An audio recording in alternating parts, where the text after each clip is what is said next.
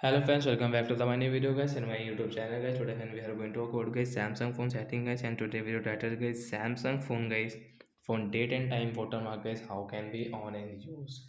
Friends, you want to use guys your Samsung phone guys, phone camera date and time watermark.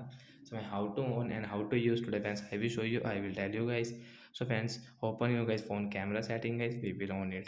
After on guys, click on phone setting option and click on one watermark, and friends you can see date and time guys, we will tap here guys.